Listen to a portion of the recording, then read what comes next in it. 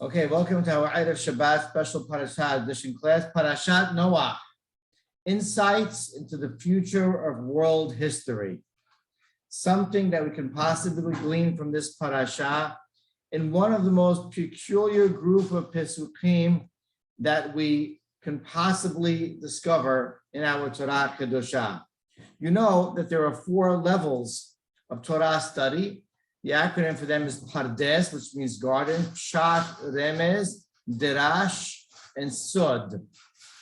The overview based on analyzing the actual linguistics and nuances and context of the actual text of Torah, the Derash, the Derashot, the extended conversation that comes from Peshat. Sod, of course, we know it's Kabbalah, the secrets, the deeper level of Torah, but there's a layer called Remez, hinting throughout the Torah, besides the actual subject matter that every pasuk is actually dealing with, be it a narrative of history, a story, or a mizvah, there are also hintings. The Torah is alluding a number of times, or all the time you can say, to other events, to other ideas, that are not what we would call peshat, that are not necessarily the topic matter on hand. And so that remez level, hinting, insights, alluding to in the Pesukim of Torah is present all the time, but not something that we normally teach and study. When we approach Parashat, it's almost like a little bit of dessert that we have. However, there's an episode in this Parashat that I always felt that it primarily should be viewed from the angle, from the perspective of remez, of hinting. And the reason for that, as we're going to see in a moment, is that the Peshat, the actual surface level understanding, in the context of this parasha, doesn't even seem to be necessary. What am I talking about? In the aftermath of the Mabul, of the flood, and in the receding and dissipating of the waters of the flood, as the Torah begins to mark different dates in that year and how the water would recede and the flood season and episode would come to an end, there is a group of Pesukim that starts with the introduction in Perek Het, chapter 8. You can start maybe from Pasuk already He, verse 5. Hamayim hayu haloch ve'hasor al chodesh ha'asiri. The water receded and descended, you can say, till the 10th month and the first day. You can see the hilltops, the mountaintops, the Sheharim were visible all of a sudden. And then 40 days after that point in time, he opened, you can say, the window that he created in the Teba. Okay, so at that point in time, we should be ready then for, as the water continues to descend, eventually the exit of Noah would give him permission by God. Instead, Noah decided to engage in some type of research and almost like an espionage mission, not with himself or any of his family or workers, or it's through birds. And here comes this next set of Pesukim. Now that's not so unconventional. You can use birds, especially if they're trained well, especially if you know the nature of birds, for other purposes besides just eating or pets. But it's the linguistics, it's the presentation, it's the phraseology used in this Pesukim that'll really get us. Let's walk through them. So here we are in Pasuk Zayin, verse 7. Vayshalach et ha'orev. Noah decides to send a raven.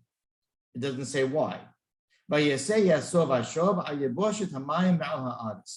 raven goes back and forth. It believes it returns seemingly several times until the water dries on the land. Now, it's apparently not completely dry yet. We know that from the next pasuk. And then, he sends a dove, and here it adds a word from him. By the raven, it didn't say that. And now the objective is stated as well. In order to see if the water kalu literally means lightened, subsided more, right? Absorbed perhaps in the land to a greater extent, to find that out, to seek and discover that fact. And apparently the dove would help him understand this, depending upon whether the dove settled somewhere, maybe didn't come back, or what the dove brought back with him. Okay, so the raven, we're not sure why, unstated objective, perhaps it didn't work out, trying the dove. Now the dove, there is much more elaboration here regarding the dove's mission. And the next pasuk tells us, in a very, you can say, dramatic way. Listen to the words. And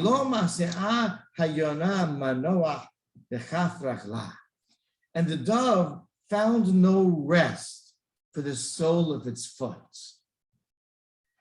And it returned to Noah, to the ark. Because there still was water, apparently, even though it said that the raven went back and forth until the water dried, but there was still water on the surface of all of the land. Vayishlach yado, Noah sent his hand, vayikaheha, and he brought her the dove.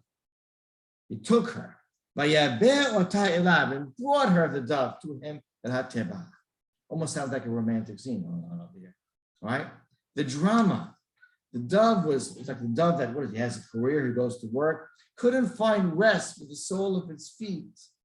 And he came back to Noah, and he extended himself, and he took her, and he brought her back to him.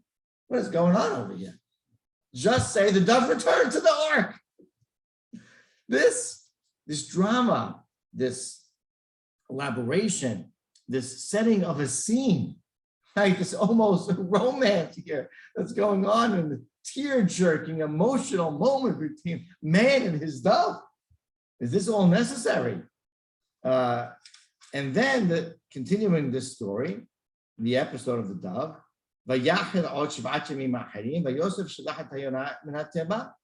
Noah for some reason waited 7 more days. And then he sent the dove once again. Next pasuk. The Yonah, after he sends, returns back to Noah, but this time in the evening. Why is that significant? There was an olive branch that was literally crushed in his mouth, being held on tightly in his mouth. Okay, so Noah understood. He took that indication that the water had shrunk, it subsided. Why? Because the shrubbery, this branches, is something that he was able to find, seemingly because it's lowering itself, and that which is closer attached to the land is already accessible. Okay. And now the drama continues. He waits 7 more days. He sends Yonah once again. Why this time? Although he seemed to have fulfilled his mission, did he send him again? We don't know. He never came back. Perhaps because not coming back indicates that he actually found a resting place in a home. And that even is a demonstration of further subsiding of the waters, perhaps. But this story, there's so much more in it that seems necessary.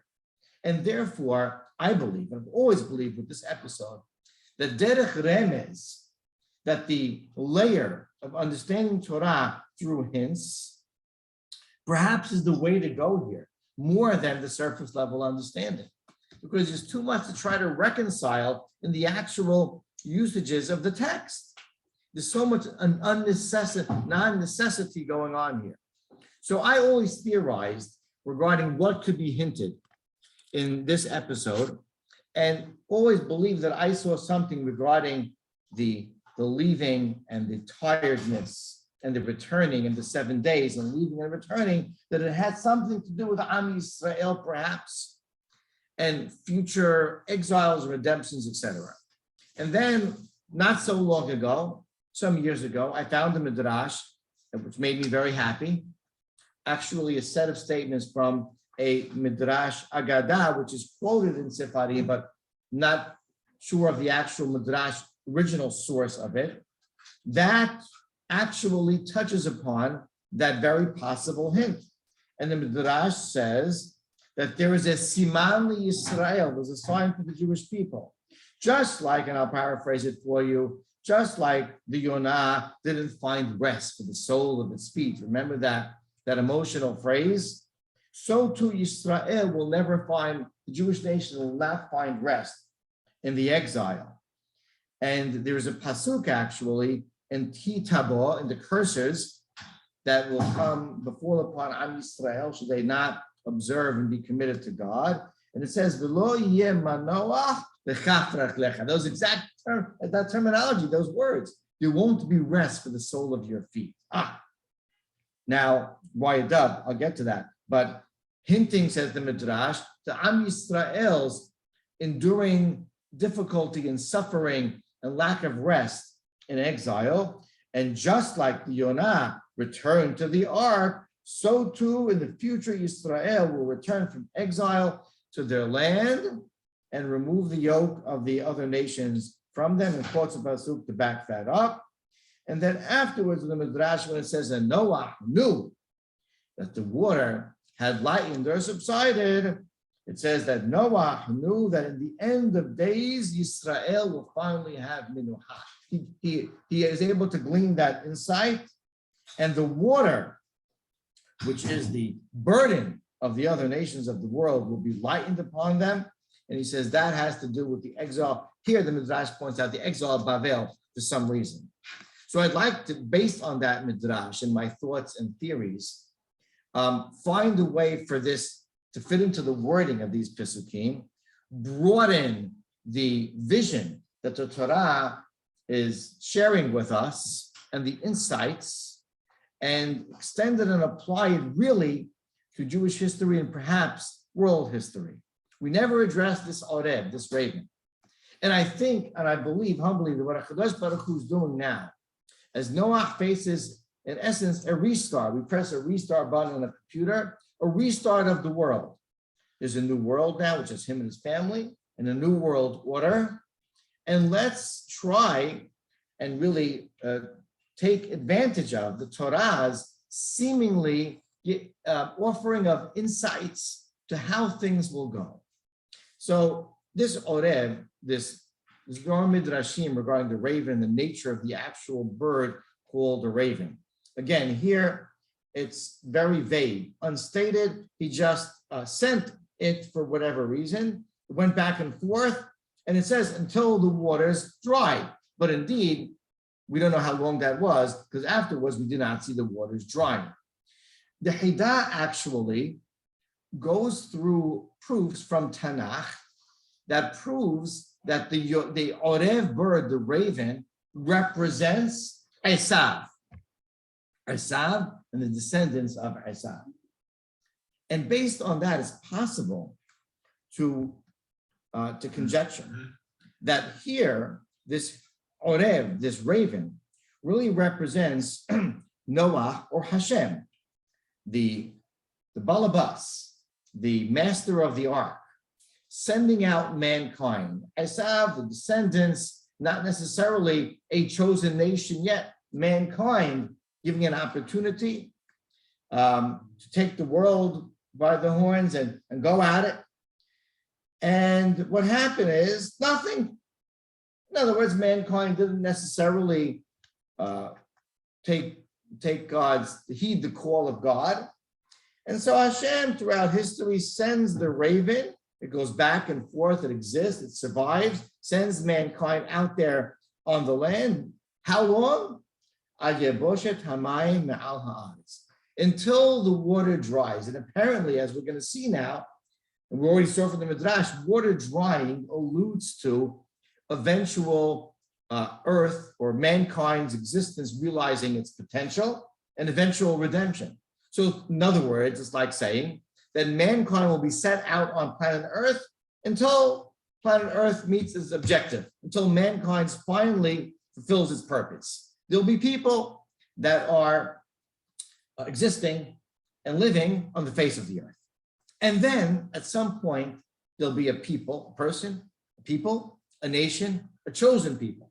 They get the point, that are discovering being committed to a single, all-powerful, almighty, primal, omniscient God, and those people will be chosen.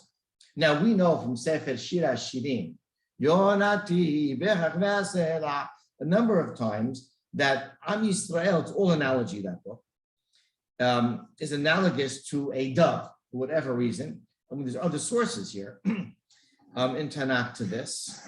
And so that the dove quite possibly hints to Am Yisrael. And here it says that by Shalach, and let's just replace Noach with Hashem in this hint.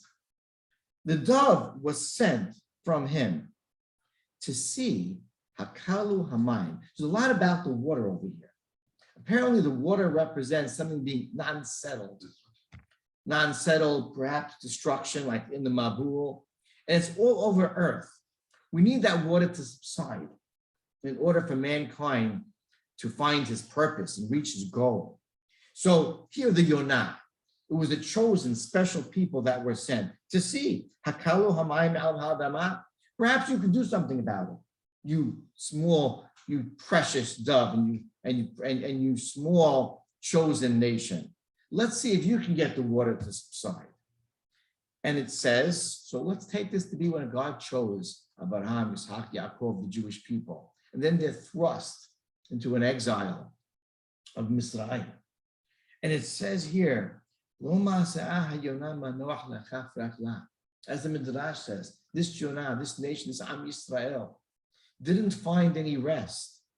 So weary, so tired, so oppressed, so subjugated to other nations in the first exile, Egypt, in the broad spectrum of history, forever to other empires and peoples in all centuries and continents, couldn't find any rest, as Hashem predicted on Parashat Kitavor, for the sole of its feet, always moving, always being thrown out and expelled and exiled. And so what happened after that period, first period of exile? God eventually said, come home. I have a home for you. Vatasha will have Teba. Came back to God, came to God, to the Teba, to home base, Eretz Yisrael. Why? Kimayim al pnei chol haaretz. Am Yisrael, the world's too big for us. We can't get the water to subside from everywhere. So let's come back to our special chosen land, which God gave us as a gift. And from that home base, perhaps we can project, because the rest of the world, too much water over the rest of the world. Okay? So God sent his hand. He took her. He brought her to him. That is the actual embracing of Am Yisrael, the choosing of us as a nation. Officially, Matan Torah, bringing us to the promised land, Eretz Yisrael, settling us in it. That is that emotional, dramatic scene in that Pasuk Tet, where there was no rest for the sole of its feet, and God took it, embraced it, brought it in, back home. That's the story of the relationship with Hashem and Am Yisrael in the beginning of history, and really throughout history and toward the end of history. But then it actually plays out. So it says, and he waited another 7 days, which implies, say the Mefarshim, that there was a 7 days between the raven and the dove to begin with, another 7 days. This, perhaps, and this is what the Midrash alludes to, is the first exile. And that 7 days, and 7 is a significant number, which we won't go into right now, represents this first exile. And he sent, he sent them away for these 7 days. And then after these 7, it says, by Shalach, he sent, so he waited 7 days and then he sent from the ark into exile. And eventually, after this exile, the Yonah, the dove, Am Yisrael returns. When? At night, in darkness, the most difficult times. Even when we came back to Eretz Yisrael, there were never good times after that first exile. Darkness always hints the difficulty, suffering, and exile. And we came back. We came back with an olive branch in our mouths. Now, there's a fascinating Gemara, Masechah Sanhedrin, quoted by Rashi and others on this phrase where it came back with an olive branch, tarah befiha, crushed in its mouth. You don't have to say that, right? And the Midrash says, Rashi's quoted right here on the Pasuk, that there was a message that the dove was, so to speak, given to Noah and given to Hashem. And that is, I'd rather my sustenance, my food, be bitter like an olive branch, but in the hands of God, and not as opposed to being sweet as honey from the hand of man. What an unusual Midrash statement is that? What does that mean? Message from the dove, but that's the message discovered by Am Yisrael. Am Yisrael says, listen, I can make it great out there in the hands of the nations and be rich and wealthy and have power and be successful as we have throughout exile. In the end, they just throw us out. In the end, it just ends in suffering once again. That's not where it's at. Where it's at is you, my commitment, my loyalty to HaKadosh Baruch Hu. And they discovered after that exile, coming back with that olive branch crushed in its mouth. I would rather, the message is from the mouth of the dove, I'd rather live with difficulty and bitterness, just knowing that you are my God and my Father, and therefore me, than live nicely under and being subject to the nations of the world. What a message in exile that Am Yisrael, the hard way, eventually learned. And then after that return, and now the second bout in Eretz Yisrael, 7 more days, he sent it once again. So we have original exile of Mitzrayim landing in Eretz Yisrael. Another exile we call Galut Bavel, landing in Eretz Yisrael. And then another exile. And this exile, we know they call it Galut, Edom, which is Rome, which is the Roman exile, so to speak. But it's the exile that never ended as of yet. It's the exile that kept going. You add a bunch of countries into that, onto that list, starting from Rome. And that's the present exile. And to that, says the Torah, Lo yaseh shuv elav od. Unfortunately, so sadly, the dove didn't come back. The dove didn't return from that exile. Why? Because the Torah hinting throughout this dramatic dove story, alluding to the future of world existence and the existence of the Jewish people, stops right here in history, stops by us right here.